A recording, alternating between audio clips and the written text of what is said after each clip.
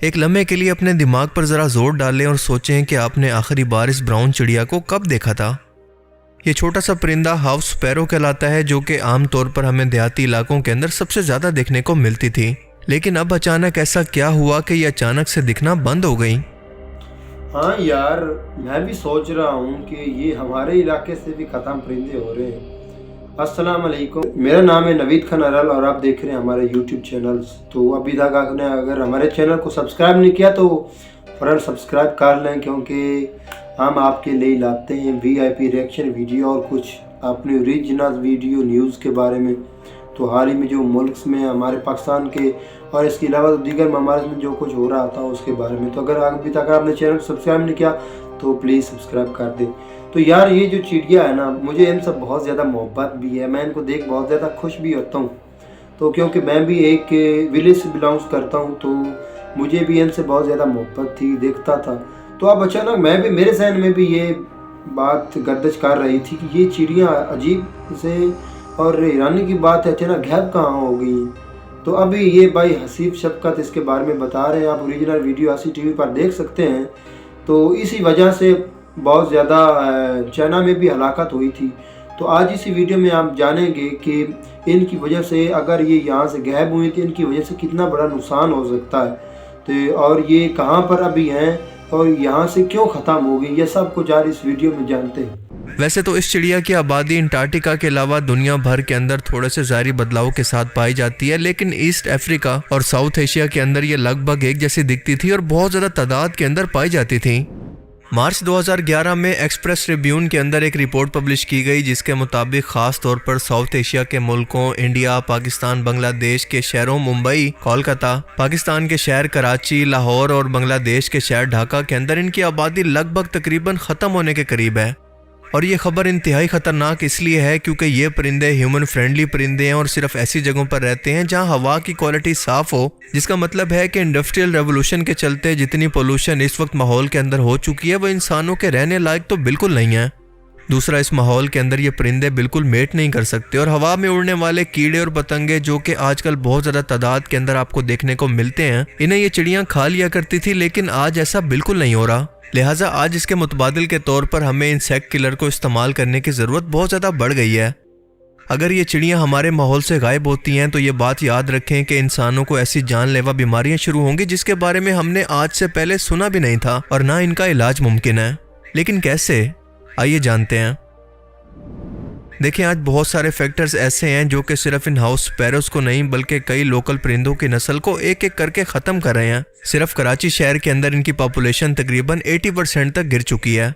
बिल्कुल यही हाल भारत के अंदर भी है और वहाँ पर भी इनकी पॉपुलेशन 80% तक गिर चुकी है, जबकि नॉर्थ अमेरिका के अंदर तकरीबन 85% तक। जब मैंने इसकी वजूहात जानने की कोशिश की तो बहुत सारे ऐसे फैक्टर सामने आए जो कि काफ़ी हैरानकुन थे। मिसाल के तौर पर बड़ी बड़ी ऊंची इमारतें बनाने के लिए दरख्तों को काटा जा रहा है, सब्जे को ख़त्म किया जा रहा है और जहाँ पर कभी इन परिंदों के घोंसले हुआ करते थे अब वहाँ पर इसकी जगह अब हाउसिंग सोसाइटीज़ ने ले लिया है।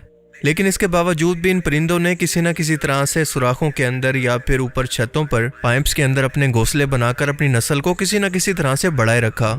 लेकिन अब क्योंकि बॉक्स स्टाइल अपार्टमेंट का ज़माना है जहाँ पर इनके अंडों और बच्चे देने की कोई भी जगह मौजूद नहीं और इनकी नस्ल इसी वजह से आहिस्ता आहिस्ता से ख़त्म हो रही है।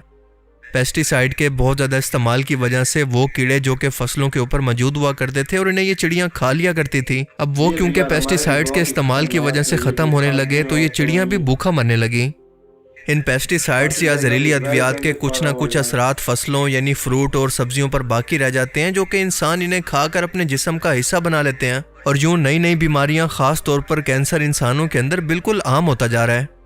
अगर ये काम कुदरती तौर पर इन चिड़ियों पर छोड़ दिया जाता तो हमें कभी भी इतने ज़्यादा पेस्टिसाइड्स को इस्तेमाल करने की ज़रूरत ना पड़ती जितना हम आज कर रहे हैं, क्योंकि अल्लाह ने दुनिया के अंदर किसी भी चीज़ को बेमकसद पैदा नहीं किया और ये सब की सब चीज़ें ह्यूमन लाइफ साइकिल से जुड़ी होती हैं, हमारे कुदरती इन्वायरमेंट के साथ जुड़ी हैं। और जब हम इस कुदरती इन्वायरमेंट को छेड़ते हैं तो दरअसल अपनी तबाही को दावत देते हैं।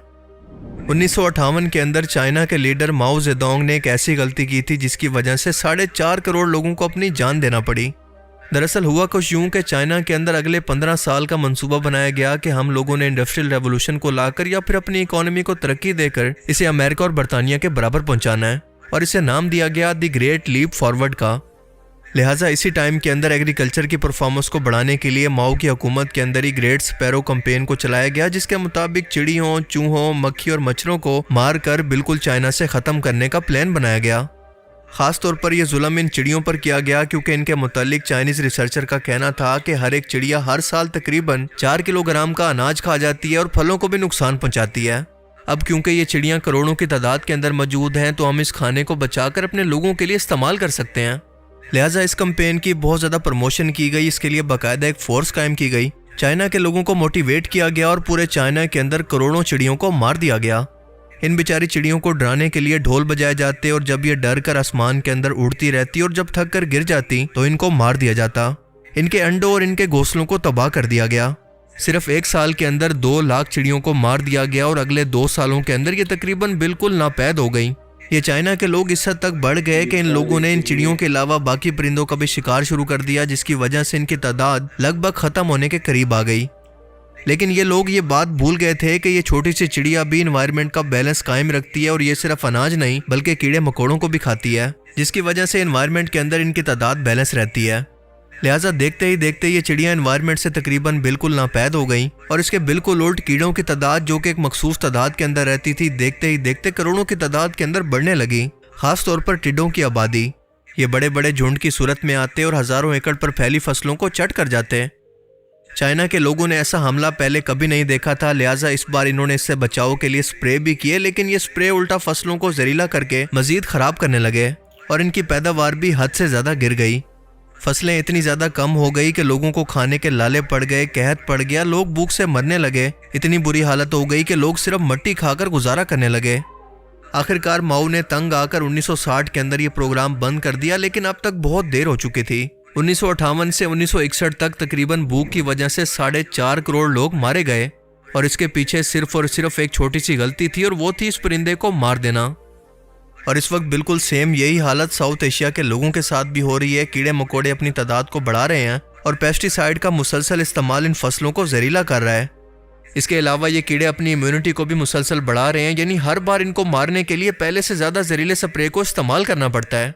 टिड्डी दल की तादाद हर साल लाखों एकड़ फसलों को तबाह करती है, जैसा कि आप न्यूज़ में सुनते रहते हैं, लेकिन महकमा माहौलियात इसका कोई नोटिस नहीं लेता, इसके बारे में कोई अवेयरनेस नहीं देता, जिसकी वजह से हम भी उसी गलती की तरफ बढ़ रहे हैं और उसी इंजाम की डायरेक्शन के अंदर हैं, जैसा कि चाइना के साथ हुआ। अर्बनाइजेशन या शहरी आबादी को बढ़ाने के चक्कर के अंदर हमने अपने कुदरती माहौल को तबाह कर दिया है। आज इस घरेलू चिड़िया की नस्ल कशी की एक अहम वजह इनका बेतहाशा शिकार भी है, फिर चाहे वो आसमान के अंदर मौजूद शिकारी हों या फिर इन्हें पकड़कर गलियों बाजारों के अंदर बेचने वाले लोग हों या फिर इनको आज़ाद करवाने वाले। यहाँ तक कि कई शहरों के अंदर तो बाकायदा इनका गोश्त भी शौक से खाया जाता है, जो कि इनकी आबादी को मुसलसल कम करने की वजह बन रहा है।